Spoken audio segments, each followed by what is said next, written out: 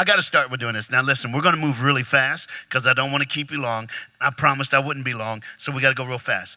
I don't just do public schools, and I don't just preach on Sundays.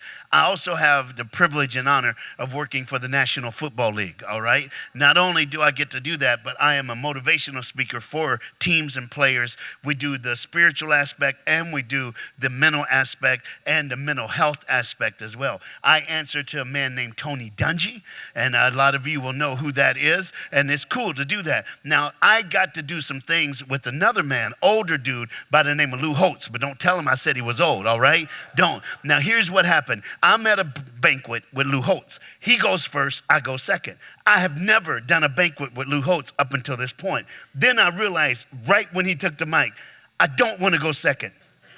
It's like going after Jesus because it's over, all right? You just get up and say, have a great night, bye. That's all you do. He gets the microphone, and this is what he does. Lou Holtz starts like this. I was coaching for Notre Dame, and he coached for Notre Dame. He had a player, a 5-year player, that was redshirted his first year. All this kid ever did was special teams, and it was his last year. They played Georgia Tech on their last game in Notre Dame in South Bend. On Monday, this kid finds out his dad died the night before, and he has to go home and bury his father. So he misses Tuesday and Wednesday. When he shows up Thursday, he practices. But Friday at practice, when they hand out the jerseys, the coach looked at him and Lou said, we have a rule. If you can't practice all week, you don't play on Saturday. He said, I know it's your last game. I want you to stand beside me. You can hold my headset. And the kid said, I just want to be with my family. Thank you so much, Coach. Thanks for sending the flowers. So Lou Holtz goes home on Friday. Lou Holtz is an absolute stickler at routine. Everything's a routine. Every day, somebody say every day. Touch your neighbor and say every day. Every day when Lou Holtz gets done, he's the last one to leave the locker room about, probably 6:45, 6:50. He gets home at 7, every night, 7. When he walks in, the dining room is set. He can smell the food. He goes into the little bathroom, washes his hands, sits down. His wife is sitting there. They eat dinner. On this particular Friday night, he washes his hand. He smells the food. He comes out and looks in the dining room. There's not a fork, a knife. There's no plate. There's nothing. It's empty. And he goes, baby, where you at? And she yells from the back room, you ain't getting nothing. And he's like, what did I do? She goes, look at the table. And there was a jersey on the table, and it was that kid's. And she said, take him his jersey, and everything's okay. Oh, by the way, it's meatloaf. He loves meatloaf, all right? And all of a sudden, he's like, fine. So he grabs the jersey, goes to the dorm room, knocks on the kid's door. Kids open the door. He throws him his jersey and says, I love meatloaf. Turns around and walks off. And the kid's like, so I'm playing? He goes, yes. And he late. Gets home, table set like it never happened. She's sitting there, baby, why you late? It's crazy, it's crazy, it's crazy. So he goes, that's Friday. Saturday morning comes. He gets up, he goes out, and all of a sudden, a pregame warm-up. It's got a kickoff team. They're kicking off. Notre Dame's kicking off. The special team coach says, should I play him? He says, yes, play him. I love meatloaf. Kid goes down, hits the runner fumbles. Another Notre Dame kid picks up the ball and scores a touchdown. All of a sudden, Lou Holtz starts thinking, wait a minute, this is something. I got to play this kid. They kick off second half. Same kid goes down, tackles the runner at the 5-yard line. How that happens, I don't know. It just should never happen. But he got him. He tackled him. He grabs the jersey of his All-American linebacker who's in his second year, and he says, let him play your spot. I'll put you in later. This boy goes in and plays the game of his life. Notre Dame wins. They always give a game ball, and they gave it to this boy. In the locker room, Lou Holtz says game ball goes to and threw the boy the ball. Boys crying, other players, because they know he had buried his dad. He said, you want to talk? And here's what the kid said. Everybody hit your neighbor and say, here it is. Hit your other neighbor and say, here we go. And you know what's really cool about this story? Y'all all into it, and you don't even know what's coming. Some of you ain't even worried about that I'm doing a football story to a bunch of preachers and their wives. But watch this. The kid goes, y'all didn't know. He says, some of you did, that my dad died on Monday, and I had to go bury him. He said, but almost none of you knew that my dad came to every game. But they let him in first in the stadium because my dad's blind. He said, I realized during the kickoff that this would be the first time my dad gets to watch me play. Oh, hey, everybody look at me. Somebody's watching us play this game of life. Somebody's watching how we treat the people that we're preaching to. Don't ever get up tired. Don't ever get up trying to figure out what you're gonna do. You gotta hit it. Every time you get the mic, hit it. Every time, give someone an opportunity to accept Jesus as their Savior. Guess why? Because after this session, you're gonna understand who you are and why you're in this room. I don't care how old you are. I don't care how young you are. Look at the scripture for today, Acts chapter 13. It's up on the screen, and it simply says this. For this is what the Lord has commanded us. I have made you a light to all Gentiles, that you may bring salvation to the ends of the earth. And if you can, just leave that up the whole time. And the whole time I'm speaking, I want you to glance back. Just glance at it. Glance at it. Because guess what? Many are called, but few are chosen. I don't know how you do that, but here's what I do it. There are many people who could become that singer. There are many people who could become that preacher. But the ones who decide I'm going to do it are the ones who are chosen. And you decided to do it. And God ain't done with you yet. Touch your neighbor and say, he ain't finished yet. Somebody say, hey, Kip, he ain't done with you yet. He ain't done with you yet. Now listen, I'm going to tell you right now, when you do what God tells you to do, when you run in God's will, when you live your life like somebody's watching you play, there's only like a couple of things I could do. Can I go old school on a song for y'all? Can I play? I was told I had to play saxophone this morning. Somebody said, no, if you don't get that, they said they were going to leave in the middle of my session if I didn't break. So I'm going to play saxophone. Now look, there's a part in this song you got to sing back to me. And you're going to know what it is. So y'all ready? All right, here we go. Go ahead.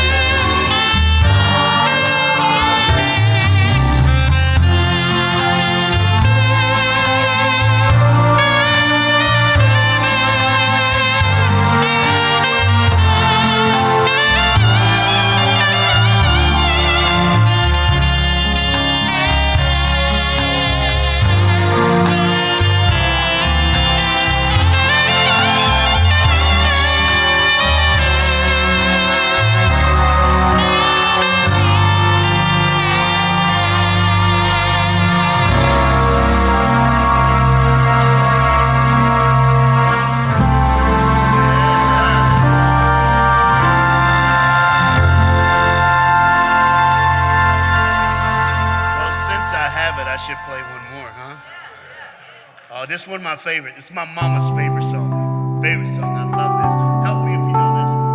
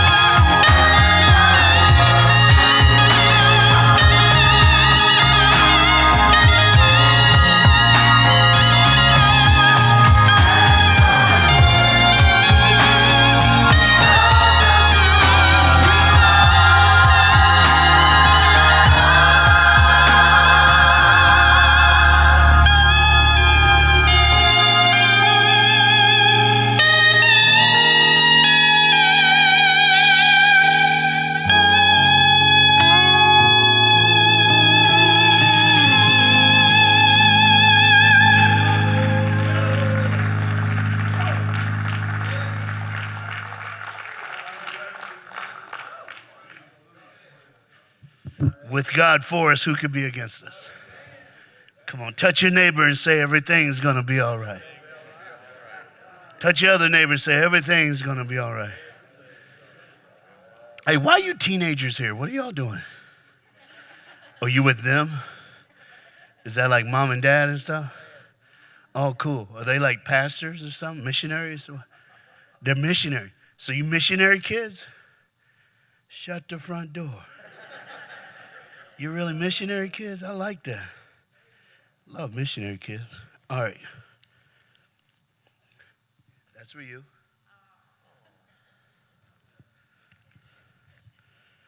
That's for you. Oh, no. She's like, oh, no, I'm sorry. I'll be all right. It's 20, girl. That's for him. Cool. Oh, just stop, because some of you are looking at me like, oh, you just did that. No. Whenever I meet missionary kids, I give them money, whatever's in my pocket. I don't even know why I had $60. But I'm glad I had $60. Literally, y'all don't understand. I cleaned my backpack out this morning. I'm like, $60? Shut up. During that song, I looked over and went, I bet they missionary kids. They're going to take my money. Where at? Where y'all? Where at? Latin America. All right, cool. So y'all know Spanish pretty good? Oh, man, not me. Me poquito el español. My wife's from Puerto Rico. I have to know what the relatives are saying about me when we go over there. I only know curse words. All right, so... Sorry, y'all. I love, some of you are super spiritual, though. You're like, oh, it was going so well. Okay, now y'all ready? Y'all ready? Now look, in order for me to help you with this is very important today. In order for me to help you, you got to get a glimpse of who I am. And if you've heard me last night and this morning, you kind of got a glimpse. But let me make it real. When I was my last year in high school, I was a senior in high school. Right before my senior year, the summer before my senior year, there was this really pretty girl who I dated. And she had to go to summer school. So I went with her. That's how pretty she was. And so I went summer school. And when summer school ended, I went to my counselor to get my senior year schedule. And my counselor said, Reggie, you only need one class to graduate. Do you want to just get it done and graduate? We could do it online. I went, no. No. I said, no, I'm okay. She goes, well, no, you don't understand. This online thing is brand new. We could make it happen. I went, no. I play football. I need that senior year. And she goes, oh, yeah. Well, we got to make up a schedule. She goes, well, do you know any of the coaches that teach gym? I said, all of them. They're football coaches. I said, well, let's call them and see if you could be their gym assistant. Y'all ain't going to believe this. First period, gym assistant. Second period, gym assistant. Third period, gym assistant. Fourth period, lunch, my favorite class. Fifth period, government. Sixth period, football. It was the greatest year. I see a 4.0. All right. 3.2. All right. I had government. All right. I see it. It was awesome. First day of school. I go in the gym. I go, what's up, coach? I'm your man. He said, Reggie, they didn't tell you? They changed your schedule. I went, huh? He said, go to the office. And he went, hey, look at me, kids. If anyone in authority laughs 3 times like that, it ain't going to be good for you. And he was like, so I'll go to the office. The ladies in the office, they love me because I've been there so many times. And let that go. All right. When I walked in the office, I said, hello, ladies. It's so beautiful. It's a beautiful first day of school. And they go, oh, look, it's Reggie. All 4 ladies in unison went, that ain't good. And they said, Reggie, your schedule's been changed. You need to go to the 4th floor to room 402. I said, stop it. Y'all messing with me. There's not 4 floors in this school. There's only 3. And she went, oh, baby, go to the 3rd floor. You'll see stairs. Keep going up. So there's really 4 floors. Room 402. And I'm like going up the steps. I get to the 3rd floor, and there's more steps. I didn't even know that. So I kept going up, and there it was, 4th floor. I was like, this is awesome. Above the 4th floor, before I opened the door, I noticed 2 letters, capital letters, which mean nothing to me. It was first the capital letter A, and then the capital letter P. Would mean nothing to me. So I opened the door, walked in, went to 402. I walked in the room, and there was like 27 kids, all seniors sitting in the room. I knew nobody but one guy, and he the kicker on the football team. Now, I don't know if you know anything about football. Kickers are smart. They know which way the wind blowing and everything. He saw me, I saw him. He goes, Reggie, what are you doing? I said, I don't know. He said, run. I turned to run. And a lady's voice goes, I've been waiting for you, Reggie. Sit down. Welcome to college prep English. I said, who? She said, college prep English. Listen to me. I had to do college prep English my senior. My mom changed my schedule.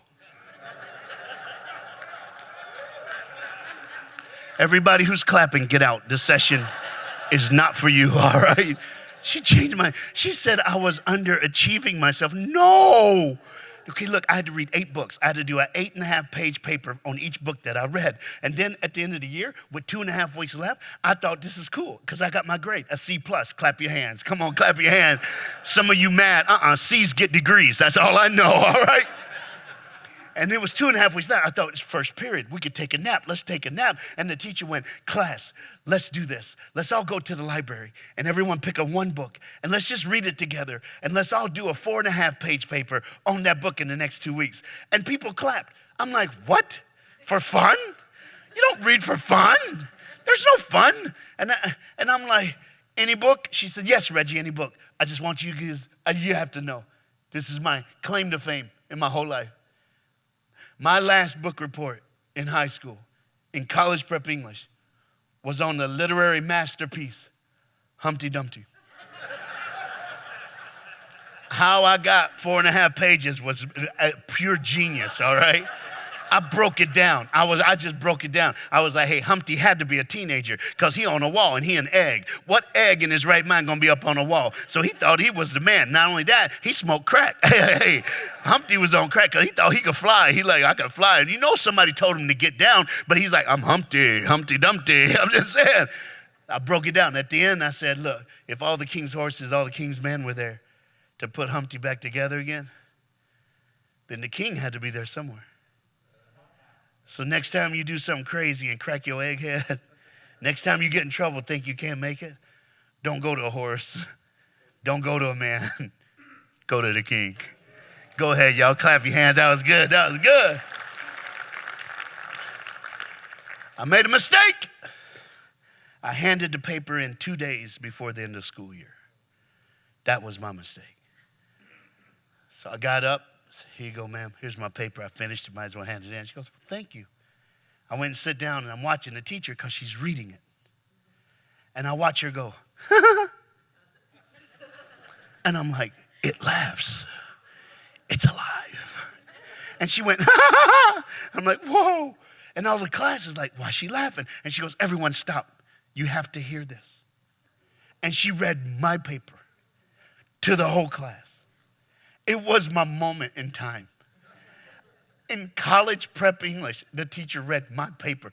And she's read, and the kids are laughing. They're giving me high fives. I'm like, I'm going into literature. I'm going to be a writer. This is my claim to fame. This is me. This is me. And then she said, Reggie, thank you very much for this, but there's no way I'm going to let you leave my class with this trash. You need to go get another book. You got 2 days to read it and write an 8.5-page paper. Tore up the paper, threw it in the air like confetti at a Toby Mac concert. And everybody went, oh, snap, you're not going to graduate. I'm like, ah! Some of you are looking at me like, what kind of session is this? Trust me, we will get there. Maybe. I like this guy. He's just laughing the whole time. He just sitting there smiling going, I don't know where he came from, but let's just smile, make him feel good. So I go down. I said, any book, right? And she went, I'm coming with you. Oh. So the teacher came with me. I saw a book. Now, some of you are going to understand this. On the binder, the title said, MASH 4077. Anybody remember that? I love that sitcom. Radar, Hawkeye, this is great. It's about a mobile hospital unit in the Korean War. I got kids here, all right? Ever use a payphone? No. Ever look in a phone book? You know what I'm saying? Yes, I know. You know, you used to get DVDs. How about this? VHS, and you had to rewind it, take it back to Blockbuster. Never mind, all right? Did you know you can use a phone and put coins in it? Let it go, all right? I love it. All the other people are like, So check this out. I grabbed a book and said, this one. She said, yes. So I started reading the book. I had 2 days. I did great until chapter 9. This book was not funny. It didn't have Radar Hawkeye. It was about the real mobile hospital unit in the real Korean War at the front lines trying to save soldiers. I started reading that book and I'm like, this is crazy. This is crazy. Then I got to chapter 9. And chapter 9, the title of chapter 9 was Tags. Everybody say tags. Come on, touch your neighbor, say, here we go. Say tags. Touch your other neighbor, say, it's tags. Okay, now check this out. Here's what happened. The doctors and nurses would meet every day after they got through trying to kill all these soldiers, and they would review everything. What they found out was this, that while they were saving soldiers, others were dying. Like soldiers were dying that they could have healed, but because they didn't get to them in time, they died. So they decided, we got to lose to win. We got to lose to win. So they decided every day we'll take one doctor and two nurses. Their job is to pre-check every wounded soldier that comes in. All they got to do. And we'll use 3 different tags, real tags, 3 different colors. Let me help you out with that. The first color, you want this. Everybody say yellow. Yellow means you're not hurt bad. Yellow means give you something for the pain, come back later, we'll take care of you. You want yellow. You want, just look at your neighbor and say, girl, you want yellow. You want yellow. You want yellow, you want yellow. If you can't get yellow, you want blue. Everybody say blue. Blue means you're hurt really, really bad, and we got to get you to surgery and take care of you and save your life. So if you can't get yellow, you get blue. That's good. But if you can't get yellow, can't get blue, you do not want red. Red is not good. Everybody say red. Red means you hurt too much and we can't do nothing for you. We can't save you. So the doctor will use one of those 3 colors. The nurse right behind him, pockets full of these tags. She would just listen to the doctor and put the tag on the wrist or on the ankle. The last nurse, she had a nickname. She was called the Kiss of Death because all she had was vials and vials, syringes full of a drug called morphine. And if she saw a red tag, she aimed for the arm or for the thigh, closed her eyes, counted to 21, and put the sheet over the face of the soldier because he was dead. She was literally the kiss of death. And that's what they did. And then I found out it's all true. It's all true. And I'm like, oh my goodness. And I'm reading this chapter and all of a sudden it happened. One day, they were inundated with bodies. It was just people everywhere. Some wounded, some, it was crazy. And the nurse is trying to listen to the doctor. He's calling out. If she doesn't hear him, she goes, say it again. And he'd have to because life and death depend on her hearing the doctor. And like life and death depends on us hearing the voice of the Holy Spirit. You got to understand, hey, keep the coalition in this. Here's the deal. All I'm doing is preaching a normal sermon, but I'm flipping it in a way that I teach it to young people and college students. Because guess what? They're visual. They're not literal like us. When you're 55 and older, you're used to just read the book, understand the book, write the paper. No, they read the book, watch the movie, write the paper. So if we, as the body of Christ, are going to stay relevant, we have got to make it come alive, make this whole thing come alive. And y'all don't even know where I'm going yet, but it's about to come alive. So touch your neighbor and say, I got to go to school. Touch your other neighbor and say, I got to go to school. All you got to do, just go to school. It's going to be all right. Hey, you preach the way you preach. I preach the way I preach. Everybody goes to heaven together, and we watch Jesus do it. Some of you like, all you do, Reggie, is tell stories. All you do is tell stories. I said, yeah, I learned it from another preacher I know. He pretty famous. He said, who, T.D. Jakes? I went, nah, Jesus. It is what it is. So check this out. They're just tagging. All of a sudden, the doctor goes red, and she put it on his wrist. She walked away, and here she came, the kiss of death. She had the vow. She was aiming for his arm. The soldier opened his eyes and looked at her and said, it's okay. Just tell my wife I love her. Tell my kids I did it for them. I'm ready to meet my maker. And he closed his eye. It moved that girl so much that she looked around, nobody was watching. She reached in her back pocket, pulled out scissors, cut off the red tag, put a blue one on, called for the orderlies to take that brother to surgery. And she kept working, kept moving. Everybody say 1 week. Say 3 weeks. Say 1 month. Say 3 months.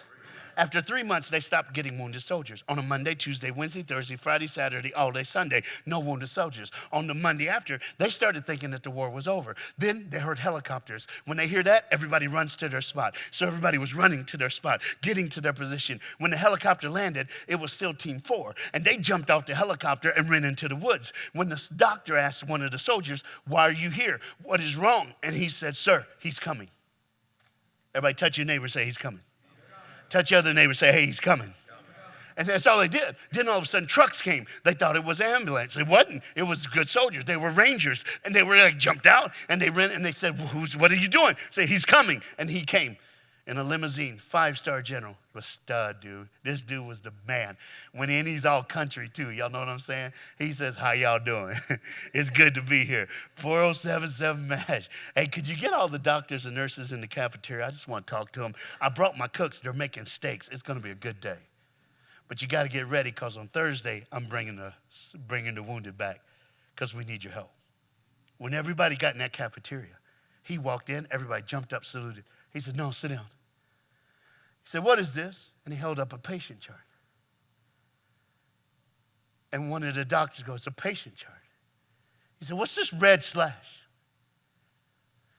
And the doctor goes, whoever that soldier is, their wounds were too much. And he was going to die, so we do this thing where we use a red tag and a red marker on their chart that we helped them go to the other side. He went, okay. He said, what if I told you this soldier was at home with his wife and kids?